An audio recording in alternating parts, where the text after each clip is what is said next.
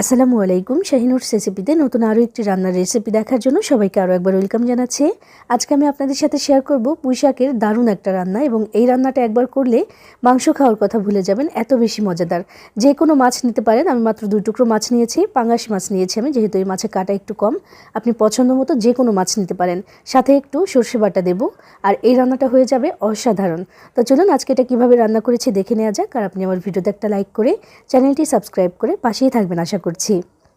বিসমিল্লাহির রহমানির রহিম। প্রথমেই চুলায় একটা প্যান বসিয়ে তার মধ্যে দিয়ে দিলাম 1/3 কাপ পরিমাণে তেল। এবারে যে 2 টুকরো মাছ দেখালাম, এটা কিন্তু অফ ক্যামেরায় একটু সামান্য পরিমাণে লবণ আর সামান্য একটু 1 চিমটি পরিমাণে হলুদ দিয়েছিলাম। তো এগুলো দিয়ে মাখিয়ে রেখেছি, যেহেতু মাছটাকে ভেজে নিতে হবে। তো আমি এখানে তেলটা একটু গরম হয়ে এলে মাছের টুকরাটা দিয়ে দিলাম, মানে 2 টুকরো মাছ এখানে দিয়ে দিলাম। এবার এগুলোকে ভেজে একটু কড়া করে ভাজবো, ভেজে তারপর তুলে নেব। রান্নাটা খুবই সহজ, তবে এইভাবে যদি একদিন একটু রান্না করেন তাহলেই বুঝতে পারবেন যে কত বেশি মজাদার। মাছের টুকরো 2টা আমি তুলে নিলাম ভেজে। এবার এই তেলের মধ্যে আমি দিয়ে দিচ্ছি রসুন কুচি। আমি এখানে 4 কোয়া রসুন নিয়েছিলাম, বড় রসুনের, তো সেটা আমি কুচি করে দিয়ে দিলাম, আর আধা কাপ পেঁয়াজ কুচি দিয়েছি। এবার একসাথে একটু লাল করে ভেজে নেব। পেঁয়াজটা যখন লাল করে ভেজে নেওয়া হয়ে যাবে, তখন এখানে একটু পানি দিয়ে দিতে হবে, যেহেতু এখানে এখন মশলা দেব কষানোর জন্য, তাই একটু পানি দিয়ে দিচ্ছি যেন পুড়ে না যায়। তো পেঁয়াজটা কিন্তু আমার লাল করে ভেজে নেওয়া হয়ে গেছে, এবার একটু পানি দিয়ে দিলাম। এবার দিয়ে দিচ্ছি এখানে লবণ 1 চা চামচের একটু কম দিয়েছি, আর ধনিয়া গুঁড়া দিয়েছি আধা চা চামচ, হলুদের গুঁড়া দিয়ে দিলাম এখানে 1 চা চামচ, আর শুকনো মরিচের গুঁড়া দিয়েছি 1.5 চা চামচ পরিমাণে। আর ওই যে সর্ষেটা দেখালাম, ওইটা বাটার পরে আমি 1 চা চামচ নিয়েছি, পুরোটা নিয়ে আমি 1 চা চামচ নিয়েছি শুধু।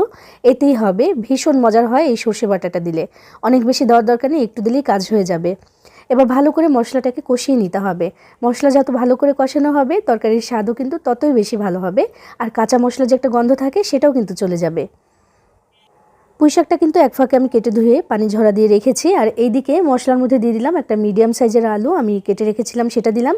আর পুঁই শাক কাটার পরে যে মোটা মোটা ডাঁটিগুলো বের হয়েছে সেগুলোও দিয়ে দিলাম। এগুলো এখন দিয়ে একটু ভালো মতো আমি আলুর সাথে কষিয়ে নেব। আলুটাও সেদ্ধ হবে, আর এই মোটা ডাঁটিগুলোও কিন্তু সেদ্ধ হয়ে যাবে, পরবর্তীতে আর কচকচ করবে না, সেদ্ধ হয়ে যাবে এখনই। তো ভালো মতো আমি এগুলোকে একদম ভালো করে কষিয়ে নিচ্ছি। দেখেন, যখন একদম সুন্দরভাবে মশলাটার সাথে কষানো হয়ে যাবে, তখন এখানে দিতে হবে ধুয়ে রাখা শাকগুলো কিন্তু আমি একটু ছোট করে কেটে রেখেছি, অনেক বেশি ছোট না, মানে যেমন ছিল বড় বড়, সেগুলোকে মানে একটু কেটে নিয়েছি। তো এগুলোকে দিয়ে দিচ্ছি, আর এখন দেখতে অনেকটা লাগলেও একটু পরে কিন্তু এগুলো একদম কমে যাবে। আর এই শাকটা একেবারেই ফ্রেশ, তাই এটা কিন্তু একটু তাড়াতাড়ি মজে যাবে। দেখতে অনেকটা লাগলেও একেবারে একটুখানি হয়ে যায়। চুলার আঁচটাকে মিডিয়ামে রেখে তারপর আমি নেড়েচেড়ে মশলার সাথে শাকটাকে মিশিয়ে নিচ্ছি, এবং চোখের সামনেই দেখবেন নাড়াচাড়া করতে করতে এতগুলো শাক কমে এইটুকুখানি হয়ে যাবে। এই জন্য বলছি, চাইলে কিন্তু একটু বেশি করে নিতে পারেন, যেহেতু এই রান্নাটা অনেক বেশি মজার হয়। পরবর্তীতে যেন আফসোস করতে না হয় আমার মতো যে বেশি কেন নিলাম না। আমি নিয়েছিলাম 1 আটি, যে বাজারে যে আটিগুলো বিক্রি করে না শাকের, সেরকম 1 আটি নিয়েছিলাম। তো সেটা দেখেন কমে কতটুকু হয়ে গেছে, আর দেখেই বোঝা যাচ্ছে যে শাকটা একেবারে ফ্রেশ, কালারটা মাশাআল্লাহ কত সুন্দর। তো এটাকে ভালো করে আমি মশলার সাথে মিশিয়ে নিচ্ছি, এবং পানি ছাড়তে শুরু করবে। শাক থেকে বেশ খানিকটা পানি বের হবে। শাক তো মোটামুটি সেদ্ধ হয়ে গেছে, তবে এই ডাঁটি আলু এগুলো তো ভালো করে সেদ্ধ করে নিতে হবে, তো সেজন্যই কিন্তু পানি দিতে হবে। আর পানি দেওয়ার আগে আমি এখানে এখন দিয়ে দিচ্ছি যে মাছ 2 টুকরা ভেজে রেখেছিলাম না, সেটা এখন দিয়ে দিচ্ছি এখানে। মাছটা দিয়ে এবার ভেঙে চুরে দিচ্ছি, যেহেতু এই মাছে কাটা বলতে ওই মাঝের একটা কাটা, তো সেজন্যই কিন্তু এটা দিয়েছি। আর নইলে একেবারে এলোমেলো হয়ে যায়। আরেকটা করতে পারেন, যে কোনো মাছ যখন দিবেন আগে ভেজে কাটাটা ভালো মতো বেছে তারপর দিতে পারেন, নইলে শাকের মধ্যে কাটা দিলে, মানে কাটা সহ মাছ দিলে একেবারে এলোমেলো হয়ে যাবে। তো মাঝের কাটাটা তুলে নিচ্ছি, নিয়ে তারপর আমি একসাথে ভালো করে মিশিয়ে দিচ্ছি। চেষ্টা করবেন মাছটা এইভাবে একটু ভেজে তারপর দিতে, কষিয়ে তারপর, মানে মশলা যখন কষালাম তখন যদি কষিয়ে রান্নাটা করতাম এত বেশি টেস্টি হতো না। তো এই জন্যই কিন্তু মাছটাকে প্রথমেই ভালো করে একটু ভেজে নিয়ে তারপর দিবেন, দেখবেন যে একটু বেশি টেস্ট হবে। তো ভালো করে আবারও দেখেন একটু কষানোর মতো নাড়াচাড়া করে নিলাম। এবার এখানে পানি দিতে হবে, যেহেতু আমাদের শাকটা তো সেদ্ধ হয়ে গেছে, আলু আর ডাঁটিটা সেদ্ধ হতে হবে এখন, আবার ওই শাক থেকে একটু পানি বের হয়েছে। তো এই জন্য এখানে আমি 1.5 কাপ পরিমাণে পানি দিলাম। পানিটা দিয়ে দিলাম, এটা দিয়ে হয়ে যাবে। আর ঝোলের মতো হবে, একটু একেবারে সামান্য ঝোলের মতো, একটু মাখো মাখো। নেড়েচেড়ে দিয়েছি, এবং যখন ঝোলটায় বলক চলে এসেছে তখন এখানে দিচ্ছি পাকা টমেটো। আমি টমেটো কেটে রেখেছিলাম, এবং এই টমেটোটা দিলে কিন্তু তরকারির স্বাদ আরও বেশি ভালো হয়। আর আগে থেকে দেইনি পুরোপুরি গলে যাবে বলে, আমি চাইছি একটু আস্তে আস্তে থাকুক, তো সেজন্য এখন দিয়ে দিলাম। তো টমেটোটা দিয়ে দেওয়ার পরে এখানে দিচ্ছি কিছু কাঁচা মরিচ। এই মরিচগুলো কিন্তু 2 ভাগ করে ফেলিনি, গোড়ার দিকটা শুধু একটু চিড়ে দিয়েছি যেন ঝাল আর ফ্লেভার দুইটাই বের হতে পারে। তো এগুলো দিয়ে দিলাম, দিয়ে তারপর মিডিয়াম আঁচে রাখবো চুলার আঁচটা এবং ঢেকে দেবো আমি এই ঝোলটা কমে যাওয়া পর্যন্ত।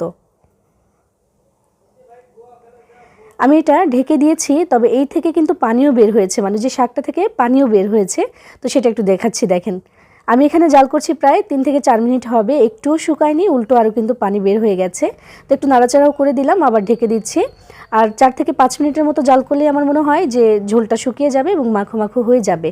তাই আমি একটু নাড়াচাড়া করে আবার তারপর ঢাকনা দিয়ে ঢেকে দিচ্ছি। নেড়েচেড়ে দিয়ে ঢাকনাটা আবারও দিয়ে দিলাম এবং এই যে ঝোলটা এটা মাখো মাখো পর্যায়ে আসা পর্যন্ত মিডিয়াম আছে আমি জাল করে নিয়েছি। যখন এই যে এমন হয়ে এসেছে আমি ঢাকনাটাকে তুলে নিলাম এবং দেখেন মাশাল্লাহ এই যে ঝোলটা একদম গামাখা টাইপের, এই ঝোলটাই ভালো লাগে এই রান্নাটার জন্য। আর এইভাবে যদি রান্না করে না থাকেন আমি বলবো একদিন একটু করেই দেখুন, অসাধারণ লাগবে এবং মাংস ছেড়ে সবাই এইটাই খাবে এবং আরও একবার রান্না করে দেওয়ার জন্য রিকোয়েস্টও করবে। একেবারে সহজ একটা রান্না, তবে এত মজার হতে পারে সেটা আপনি অবাক হয়ে যাবেন এভাবে রান্না করলে। আমার রান্নাটা হয়ে গেছে, আমি চুলাটা বন্ধ করে দিয়েছি, এবার এটাকে আমি গরম গরম সার্ভ করে দিচ্ছি। দেখেন কত সুন্দর হয়েছে। পুঁইশাক দিয়ে যে এত মজার একটা রান্না হয় সেটা কিন্তু রান্না না করলে বুঝতে পারবেন না। এভাবে খেয়ে দেখবেন, ভালো লাগবে ইনশাআল্লাহ। সবাই ভালো থাকবেন, সবার জন্য সবাই দোয়া করবেন। আল্লাহ হাফেজ।